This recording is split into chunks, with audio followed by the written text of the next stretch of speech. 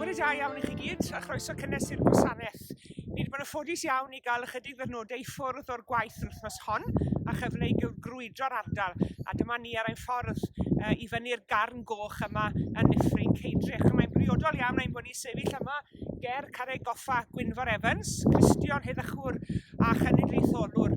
Ac i ni ddiolchgar iawn i Gito Pris ap Gwynfor am ein harwen ni yn ein myfyrdod y bore yma. Diolch hefyd i Elin am ddarllen a chroeso cynnes i chi gyd i roedfa.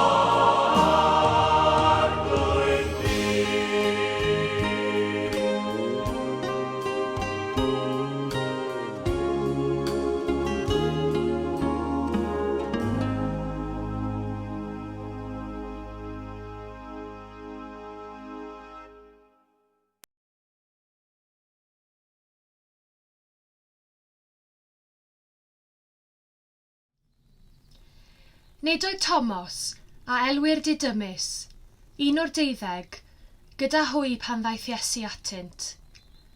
Ac felly dywedodd y disgyblion eraill wrtho, yr ydym wedi gweld yr arglwydd.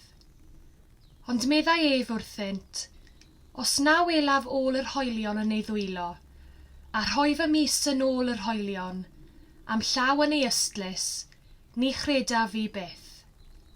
Ac ymhen wythnos, roedd y disgyblion unwaith eto yn y tŷ, a Thomas gyda hwy. A dyma Iesu'n dod, bod y drysau wedi ei cloi, ac yn sefyll yn y canol a dweud, tangnefedd i chwi. Yna meddai wrth Thomas, estyn dy fus yma, edrych ar fy nwylo, estyn dy law a rhoi yn fy ystlys, a phaid y bod yn anghredadyn, bydd yn gredadyn. Atebodd Thomas ef, fy arglwydd am Duw. Dywedodd Iesu wrtho, a am I ti fy ngweld I, yr wyt ti wedi credu. Gwyn ei byd y rhai a gredodd heb iddynt weld. Gweddiwn. O Dduw ein tad a thad ein harglwydd a'n gwaredwr Iesu Grist. Diolchwn mai ohono ti ydaw bob bywyd newydd sy'n adfer ac yn adnewyddu. Diolchwn i ti arglwydd am fywyd newydd y Gwanwyn ac am bob arwydd o ddeffroad natur o drwmgos geiaf. Diolchwn am bob profiad o lywenydd yn gorchfygu trystwch, o gariad yn gorchfygu at gasedd, o ffydd yn gorchfygu ofn. Diolchwn yn arbennig heddi am efengil bedd gwag, am lywenydd a rhyfeddod yr atgyfodiad, ac am Iesu ddryllio pyrthangau a bod yn angau i'n hangau ni. Cadw ni o Dduw rhag bodloni ar goffau digwyddiad pell yn ôl yn unig, ond i wybod bod Iesu'n fyw heddi ac yn cerdded llwybren bywyd ni. I ni'n cydnabod arglwydd nad i ni'n deilwng o addewid rhyfeddol yr atgyfodiad. Ac fel dy ddisgyblion gynt, i ni'n hwyrfrydig i gredu'r dystiolaeth am y bedd gwag. Fel y ddau ar y ffordd i'r maes, mae'n calonen unen araf i gredu'r hyn y lefarwyd gan y proffwydi. Ac fel Thomas, fe fynwn unne weld anllygau dôl yr hoelion. Trig ar hawrth im o Dduw, cod ni o'n amheuon andigolondid i lawenydd y bywyd newydd sydd yn atgyfodiad ein harglwydd Iesu. Fe yw had eglwys arglwydd a grym yr atgyfodiad. Adnewyddau bywyd a grymusau chenhadaeth, nerthaf sawl sydd mewn gweiledd a phoen, cysura'r sawl sydd mewn tristwch a phrofedigaeth, a goleua'r sawl sy'n cerdded glyn y cysgodion. Helpa ni arglwydd i fyw yng ngrym ac addewid yr atgyfodiad, ac o wybod fod Iesu'n fyw, gwybod y cawninau fyw ynddo ef, yng ngogoniant i deyrnas dragwyddol yn y nef. Ac iddo ef gyda thi o Dduw a'r ysbryd glân, y borgallu a'r gogoniant yn oes oesoedd. Gadewch i ni uno nawr rhiweddio gweddi'r arglwydd. Ein tad yr hwnnwyd sy'n y nefoedd, sancteiddiau'r dy enw. Deled y deyrnas, gwneler dy ewyllus, megis yn y nef, felly ar y ddeiar hefyd. Dyro i ni heddiw ein bara beunyddiol, a madda i ni ein diledion, fel y myddeiwn unau i'n diledwyr. Ac nag arwa i ni brofedigaeth, eithir gwared ni rhag drwg. Canes eiddo ti yw'r deyrnas, a'r nerth a'r gogoniant, yn oes oesoedd. Amen. Amen.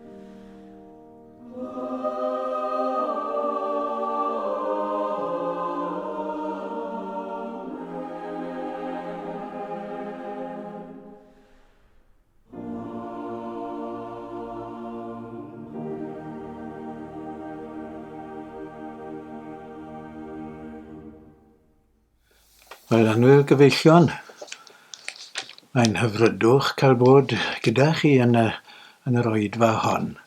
Y bore yma, ga i ddiolch yn fawr iawn am y gwahoddiad i gael bod yn rhan o'ch addoliad chi. Y pe bysau'r Covid mae ddim yn bodoli, fe fydden ni yno gyda chi yn y cnawd wrth gwrs. Ond mae'n dda bod ni'n gallu dod ato chi trwy gyfrwng y dechnoleg yma. Mae'n wych o beth bod defnydd cystal yn gallu cael ei wneud o dechnoleg yma. Diolch yn fawr iawn am y gwahoddiad, ac mae'n bleser ac yn fraint i allu rhannu gyda chi. Yn nawr, ar Sul y Pasg Bach, fel mae'n cael ei alw yn y traddodiadau Cymreig. Y Pasg Bach oherwydd bod Iesu ar y diwrnod hwn, sef wythnos ar ôl y Pasg, wedi ymddangos eilwaith i'r disgyblion yn ei hystafell. Oedd y stafell yn nghlod gwrs, ac mae Iesu yn ymddangos, fel y gwnaeth ar y Sul y Pasg ei hunan, ac ymddangos y disgyblion yno, ond oedd un yn eisiau, a'r un hwnnw oedd Thomas. Mi roedd ddim digwydd bod gyda'r disgyblion eraill ar y diwrnod hwnnw. Da yw gofyn, pam? Pam bydde Thomas ddim gyda'r gweddill ohonyn nhw ar y diwrnod hwnnw? Da yw dyfalu ynglyn â beth oedd ni gadw fe draw oedd y gweddill i gyd. Yno, mwy na thebyg bod rhagor na'r 10 wedi dod at ei gilydd, fel disgyblion Iesu, ond mi roedd 10 apostol yno. Bob un o'r apostolion heblaw am Thomas. Wel, ni ddim yn gwybod llawer am gymeriad Thomas. Mae'n ddigon sicr i fod wedi cael dadrithiad mawr. Bod wedi cael chwalfa meddyliol. Bod wedi cael chwalfa gobeithion. Mae dyddiau hyn, mae pobl yn dweud bod pobl sydd yn tystio i rhywbeth dechrynllyd yn dioddef o'r post-traumatic stress yma, sydd yn andwyo bywyd gymaint o bobl. Mae'n bosib bod Thomas wedi mynd trwy rhywbeth tebyg i hynny. Wedi cael dadrithiad yn sicr. Dadrithiad yn Iesu.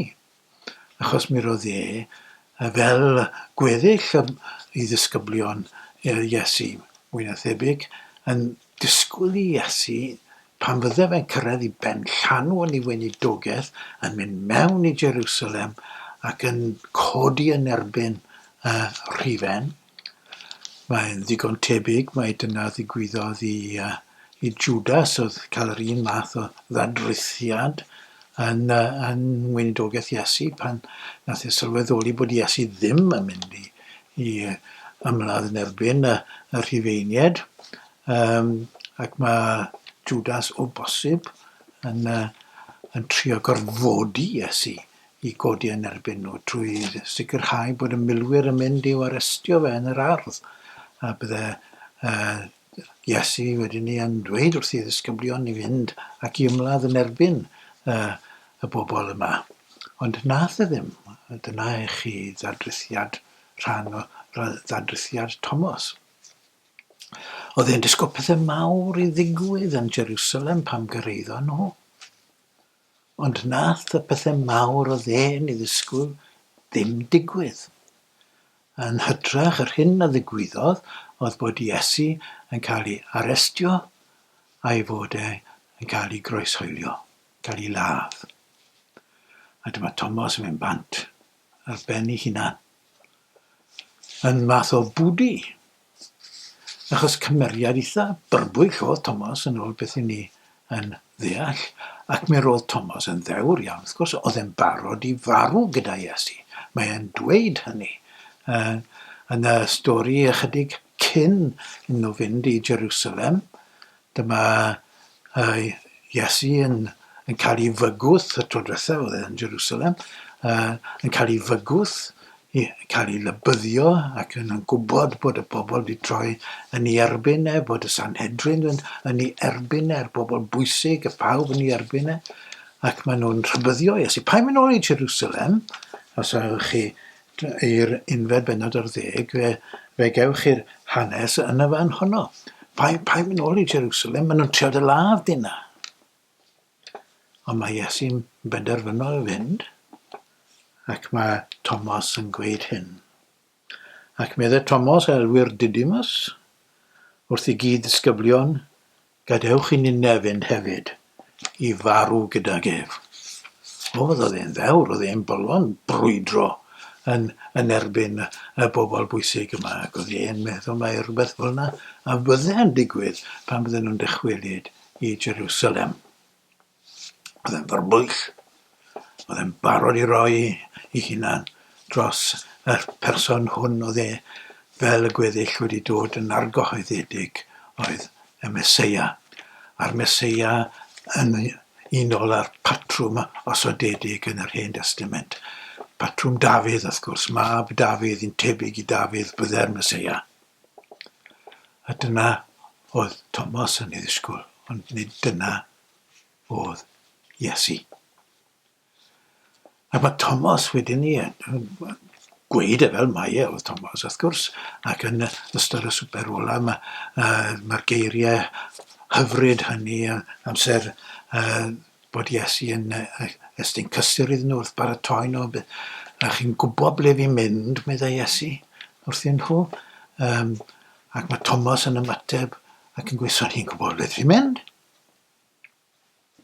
So gallen ni wybod ble ti'n mynd. So ni'n gwybod y ffordd. Fe wyddoch y ffordd i'r lle rwy fi'n mynd. Meddai Thomas wrtho, arglwydd ni wyddom i ble rwy ti'n mynd. Sut y gallwn wybod y ffordd? Ac mae hynny yn, wrth gwrs, yn arwen i'r dywediad godidog hwnnw o eiddo Iesu. Dywedodd Iesu wrtho, mae fi yw'r ffordd, a'r gwirionedd, a'r bywyd. Mae Ioan wedi sgrifennu'r darn yn gelfydd iawn mwyn i Iesu allu gweud na, ac mae'n dewis Thomas yr un byrbwyll yma i gweud fel mae e. Digon plaen. So ni'n deall ti Iesu. So ni'n gwybod beth ti'n siarad bwy ti echa. Gweitha ni. Dwi ddim yn deall beth sy'n digwydd. Mae'n disgwyl un peth, fel oedd y disgyblion eraill yn disgwyl un peth. Mae Cleopas a'i wraig mwyn thebyg yn ôl lyc yn mynd nôl i maes yn dyfa, ac yn gweud wrth y dieithrin yma maen nhw'n cwrdd ar y ffordd, sef Iesu. Yn gweud fe yw'r un yn ein disgwyl yn dod â rhyddid i Israel. Ie, dyna beth o'n nhw'n disgwyl. Meseia yn dod â rhyddid i Israel. Ond Meseia tra gwahanol geson nhw. Ac o'n nhw ddim yn nabod e. Ac yn y Pasg bach, wrth gwrs, a Thomas yn digwydd bod gyda'r gweddill o'n nhw nawr. Ac mae Iesu'n ymddangos eto. Cyn hynny o Thomas wedi gweud, so i'n credu bod e wedi codio. Mae'r bwy sy'n codio marw yn fyw, gwedwch y gwir. Fi wedi gweld e, crogi ar y groes na. Fi wedi gweld e'n marw. Pwy all codio far? Wel, dyna gwestiwn sydd yn poeni ni gyd, ynddo fe? O hyd ac o hyd.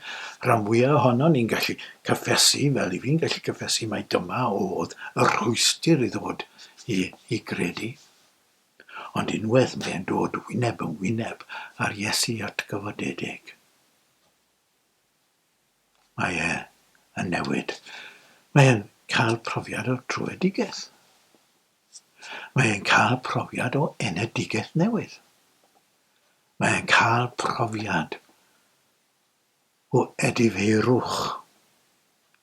O sylweddoli ei fi wedi bod yn wrong. Fy arglwydd am Duw.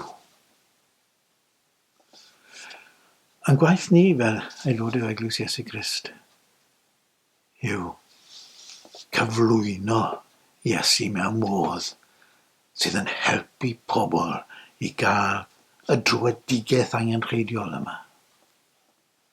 Y newid meddwl, yr edifeirwch, dyna beth yw ystyr edifeirwch, metanoia yn y Roeg yw newid meddwl. Newid ffordd o weld pethau. Newid ffordd o ddeall pethau. A dyna ni. Mae'r holl beth wedi cael ei sgrifennu gan Ioan mewn modd hynod o gelfydd, ac mae'r soundbite, a mae rhaid i ni gofio, chymod, i ni ddim yn licio soundbites dyddiau hyn i fi'n sylweddoli hynny. Ond oedd Iesu'n siarad mewn soundbites, a dyma un ohonyn nhw, ynddo fe? Mae'n dweud wrtho Thomas ar ôl i Thomas i gyffesu'r gyffes fawr yna. Y gyffes fwyaf, medde'r esbonwyr, sydd yn y Testament Newydd. Dyma hi, fy arglwydd am Duw. Dywedodd Iesu wrtho, a dyma'r soundbite. A am i ti fy ngweld yr wyt ti'n credu?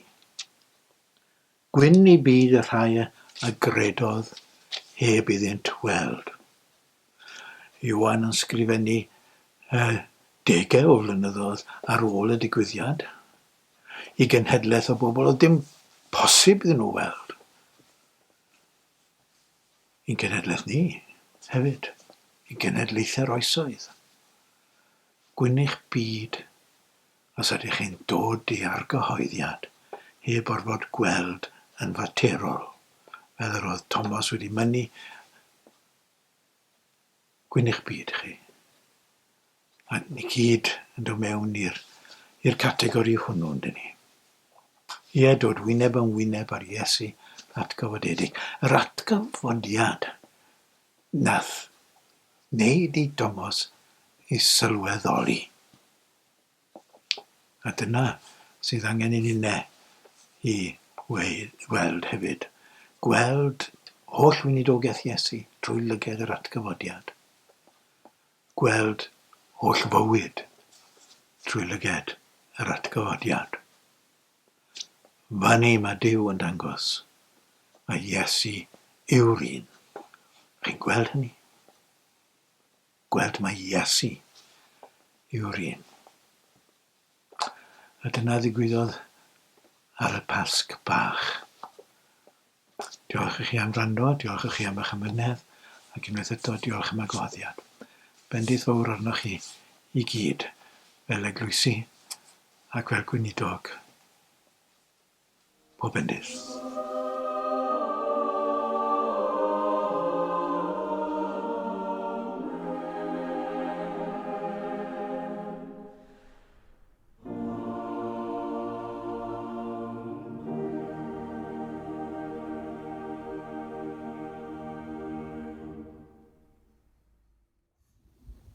Diolch yn fawr iawn i chi gyd am eich cwmni heddi. Y sul nesaf, ni yn gobeithio dychwelyd i'r capeli yn yr ofalydd hon, ond byddwn ni'n parhau i ddarlledu oedfa ddigidol law yn llaw ar oedfeion yn y capel. Felly tan y sul nesaf, cadwch yn ddiogel ac yn iach. A gras ein harglwydd Iesu Grist, a chariad Duw, a chymdeithas yr ysbryd glân, a fyddo gyda chi oll. Amen.